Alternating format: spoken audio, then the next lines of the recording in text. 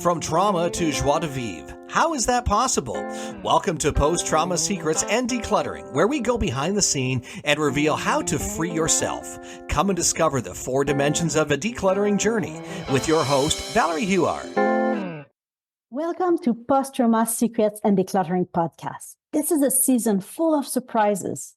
You will learn tons of story and information about a holistic decluttering journey, about letting go of trauma and clutter and taking back control of life and home.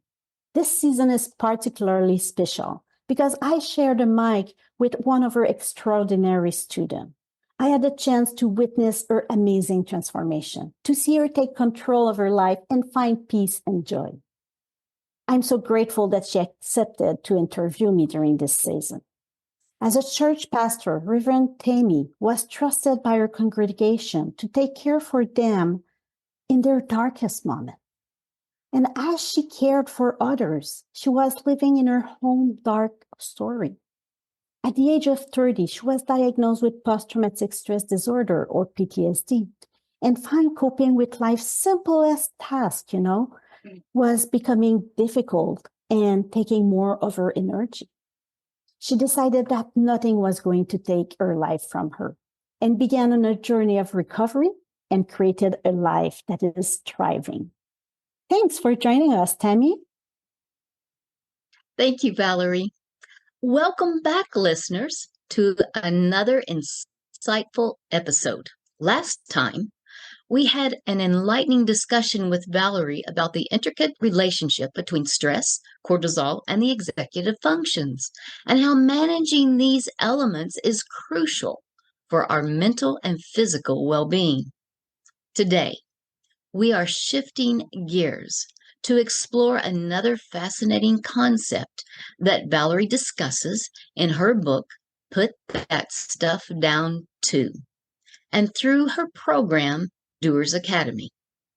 It's about the difference between a growth mindset and a fixed mindset, one of my favorite subjects. This concept is pivotal in understanding how we approach challenges, learning, and personal development of our lives. Valerie, could you enlighten us about what exactly a growth mindset and a fixed mindset are, and the key difference between the two? This topic is one that I believe that is essential for anyone looking to evolve, overcome personal hurdles, and embrace change in their lives.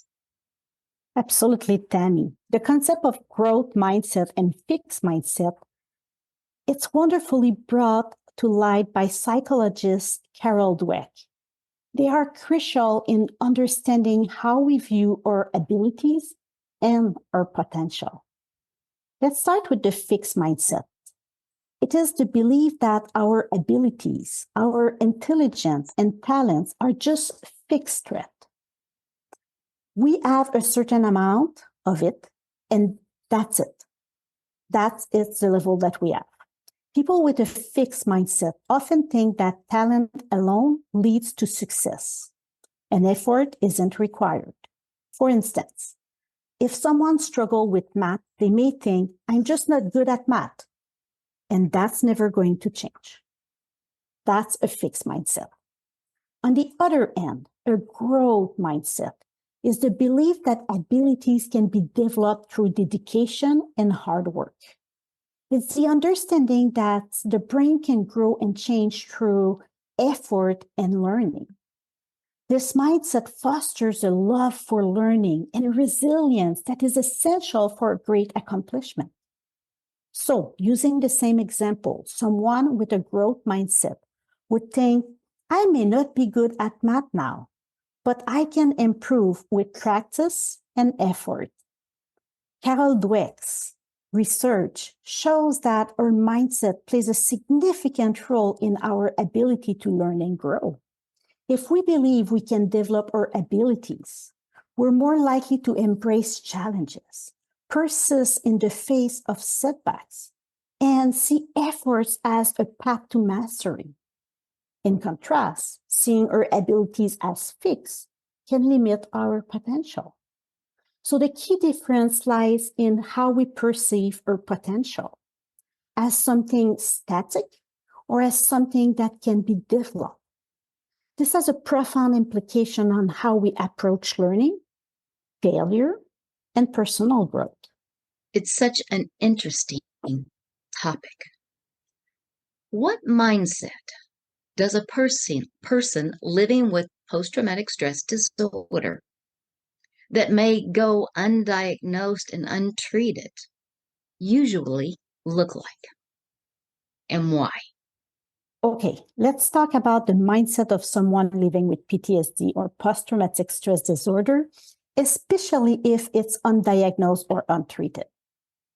Often, they may lean towards what we call a fixed mindset. This is because when someone has PTSD, they're dealing with a lot of tough emotions and memories that can make them feel stuck. They may think things like, I'm never going to feel better, or I can't change what happened to me. This kind of thinking happens because PTSD can make you feel really overwhelmed and helpless. It's like being stuck in a really scary movie in your head that you can't turn off. You just don't have the remote to turn it off. That's what people think. So it's hard for them to believe that things can get better or that they can grow beyond their current situation. Also, without diagnosis or treatment, they may not realize that what they're experiencing is actually PTSD. They may just think they're not strong enough or that they're supposed to just deal with it. This can make them feel even more stuck and less likely to seek help or try new ways to cope. So it's really important to understand that having these thoughts doesn't mean someone is weak or cannot change. It's just that PTSD is a really tough thing to deal with on your own. And it can make your brain get stuck in this fixed mindset. And that's why getting help can be so important. It can help them start to see that change and healing are possible, moving them towards a growth mindset. Because it is totally possible to take the remote and start taking control of our life and evaluate and grow our mindset. Oh, that sounds so hopeful. Valerie, what functions of the brain are affected by trauma? Oh, another biology or physiology question. I love that. Yes. Trauma can affect several key functions of the brain, impacting how we think, feel, and react to situations. Firstly, trauma can affect the amygdala, which is like the alarm system of our brain. It's responsible for our fear response and emotions. When you experience trauma, your amygdala becomes extra sensitive. It's like it's on high alert all the time, like your system is on, making you feel more scared or anxious even in normal situations. Then there's the hippocampus, which deals with memory and learning.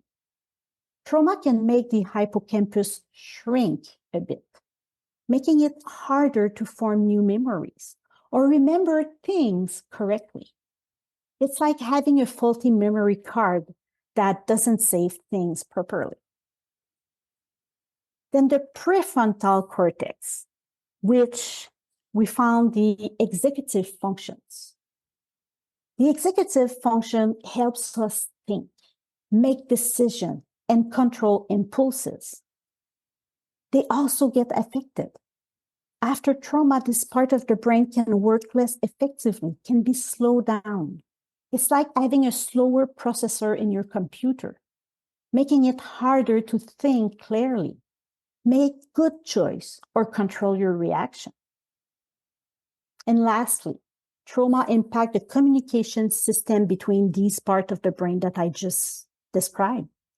It's like the phone line between different departments in an office getting mixed up, leading to confusion and less efficient functioning.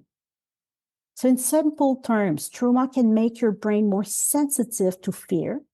It can mess with your memory, slow down your thinking, and mix up how different parts of your brain talk to each other. That's why healing from trauma is so important, and it helps these brain functions get back to working together. That sounds wonderful. Valerie, the trauma brain can heal and change. That's what I'm understanding that you're saying. I imagine the change does not take place overnight. Is there anything that can be done about a fixed mindset? Yes. Even though healing a trauma brain can changing a fixed mindset doesn't happen overnight. There's definitely a lot that can be done. Think of it like tending to a garden. It takes time and care to see the growth. So firstly, recognizing that you have a fixed mindset is a big step. It's like realizing you've been walking with a small stone in your shoe. Once you know it's there, you can start working on removing it. Then start challenging those fixed mindset thoughts. When you catch yourself thinking, I can't do this, or things will never get better, try to change it for I can't do this yet, or I cannot do this yet. Things can get better with time and effort. It's like changing the lens through which you view your world. Practicing self-compassion is also key. Be kind to yourself. Healing and changing your mindset is a journey, not a race. It's okay to have setbacks and not be perfect. Seeking support can make a big difference too. This could be therapy, talking to friends, or joining a support group. Just like plants often grow better with a bit of help, having support can help your mindset change more effectively. And finally, celebrate small victories. Each small step towards a growth mindset is progress. It's like cheering for each new leaf in your garden. These small wins can really boost your confidence and encourage a more positive outlook. So yes, while changing a trauma brain and a fixed mindset takes time, there are definitely positive and practical steps you can take to encourage this change. Sounds like a wonderful journey. Now, what advice can you give to a person who wants to change their fixed mindset to a growth mindset? If you're looking to shift from a fixed mindset to a growth mindset, first, embrace learning. Start viewing challenges as opportunities to learn rather than an obstacle. When you face something new or difficult, think, this is a chance to grow instead of I may fail. Second thing, celebrate effort, not just success. Remember, growth is about the journey, not just the destination. Praise yourself for your effort you put in, not just the end result. This helps build resilience and the understanding that effort is key to overcoming challenges. Next one, I love it. Learn from mistakes. Instead of seeing mistakes as failure, view them as lesson. Ask yourself, what can I learn from this? Every mistake is a step towards improvement. I often say fail, F-A-I-L, is the first attempt in learning. Now change your self-talk. That is hard, but be mindful how you talk to yourself. Replace thoughts like, I can do this, with, I cannot do this yet, but I'm learning. This small shift can make a big difference in developing a growth mindset. Number 5, seek feedback. Constructive feedback is valuable. It's like getting direction on a journey. Be open to feedback and use it as a guide to improve and grow. You don't question yourself about having a GPS giving you direction where to go. It's the same thing for growing. And stay curious. Number 6, keep an open mind and stay curious. Curiosity leads to exploring new ideas and perspective, which is key for a growth mindset. And finally, number 7, surround yourself with growth-minded people. Being around others who embrace a growth can be really motivating. Their attitudes and behavior can inspire you to adopt a similar mindset. And remember, changing your growth mindset is a gradual process. Be patient with yourself and recognize that every step forward is progress. Valerie, that is such good advice. And yes, being patient with ourselves is so important. In our third episode, we discussed stress.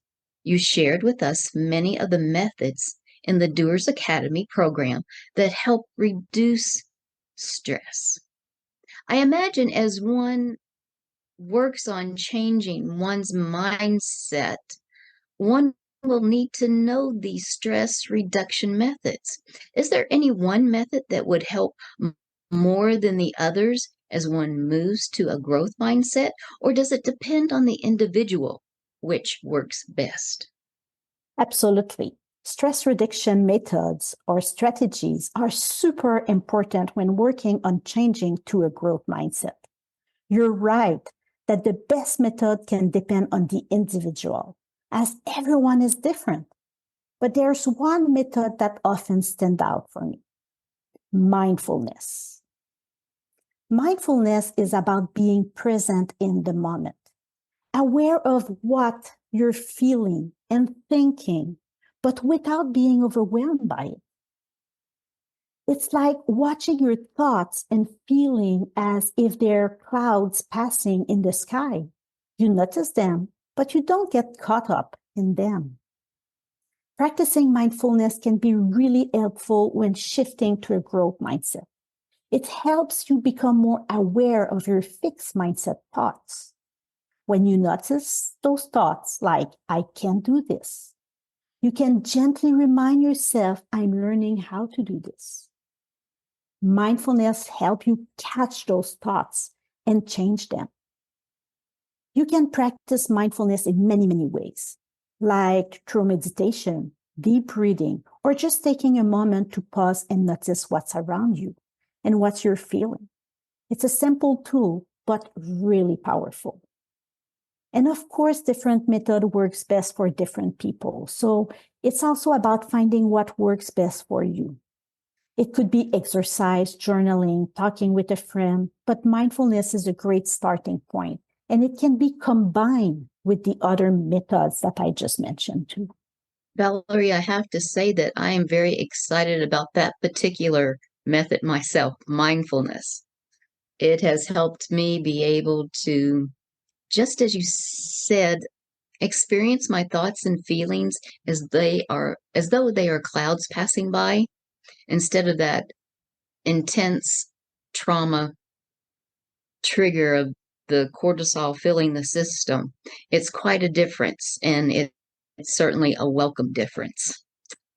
Valerie, Awesome. thank you.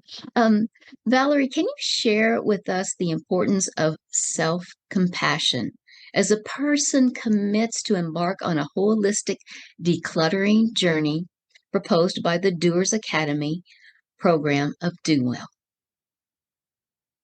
Self-compassion is crucial when embarking on this journey, as well as remembering that decluttering is not just about tidying up your physical space. It's also about addressing emotional and mental clutter. So self-compassion means being kind and understanding towards yourself, especially when things get tough. It's all about acknowledging that decluttering, whether it's your home, your mind, your emotion, can be challenging. It's not always easy to let go of things or confront feelings that have been tucked away. Think of self-compassion as having a supportive friend inside your head, okay? Instead of the negative thought, think about a supportive friend inside your head.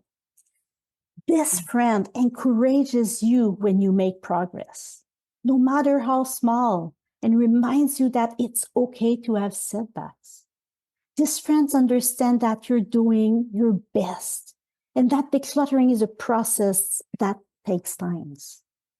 Practicing self-compassion also helps in reducing the guilt or stress that can come with decluttering.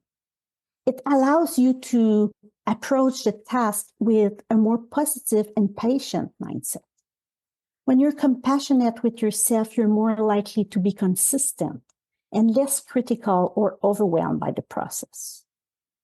So, as you commit to the holistic decluttering journey, remember to treat yourself with the same kindness and understanding that you would offer to a good friend.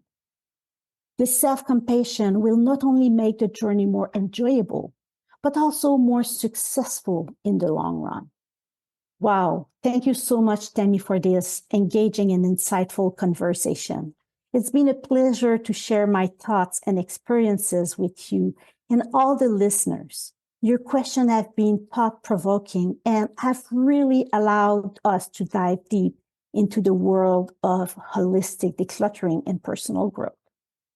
And to everyone tuning in, I cannot express enough how grateful I am for your time and attention. Your engagement and willingness to explore these topics make discussion like this so valuable and rewarding. If you find this episode helpful or inspiring, I encourage you to follow this podcast for more insightful content. Sharing these episodes with friends, family, or anyone you think could benefit is a great way to spread knowledge and support each other in our journey of personal development. Also, if you have a moment, please consider leaving a review or feedback. Your thoughts and opinion not only help us improve, but also guide future episodes and ensure we're covering topics that matter most to you. Once again, thank you, Tammy, and a huge thanks to all our listeners. Keep tuning in, sharing, and growing with us. Your supports mean the world. Until next time, take care and keep striving for personal growth and well-being. Thank you so much for taking time to listen to this episode. If you want to help break the trauma stigma, share this episode and give hope to your friends and let them know it is possible to get free from trauma. Valerie and JM want to help you further by offering you Declutter Your Life 101. Be sure to go to dowellht.com/free yourself. That's dowellht.com/free yourself to get your free quick summary and start your decluttering journey. Thanks again for tuning in, and be sure to join us next time to discover another secret on post-trauma secrets and decluttering.